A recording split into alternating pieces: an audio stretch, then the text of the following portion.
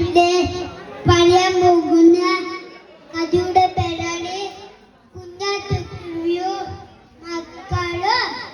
പൈതമണിയുടെ ഒരു താവാര് ഒരു പണോർത്തുമ്പത്താണ് കുഞ്ഞാറ്റക്കുരുവിയോ മക്കള് തങ്ങുന്നത്.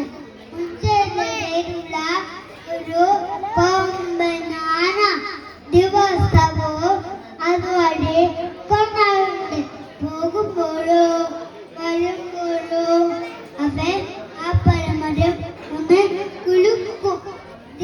അതുവായപ്പോൾ കുഞ്ഞാറ്റക്കുരുവി കൊമ്പനാനോട് ചോദിച്ചു, കൊമ്പനാനെ വമ്പനാനെ, നിനക്കങ്ങ് വെറുതെ പോയാ പോരെ?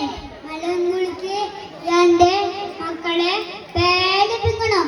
ആ പടക്കേമേ അടക്കുരുമേ, നീ അത്ര കാലം എന്റെ കുമ്പിന് വളവോ എന്റെ വാളിന് വളവോ നീ കണ്ടിട്ടേയില്ല.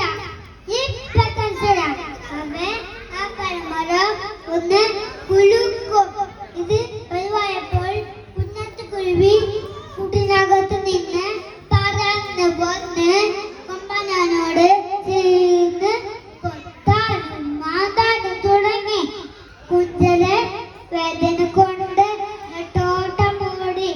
എന്റെ ഓമട് കുരുവി, എന്റെ കുഞ്ഞാളക്കുരുവി, എന്റെ ചെവിന്ന് വേഗപ്പെടുത്തിക്കുവോ? ഇല്ല ഇല്ല, എന്നെയോ എന്റെ മക്കളെയോ ഉപദ്രവിച്ചാൽ എന്നെ ഞാൻ വെറുതെ വിടില്ല.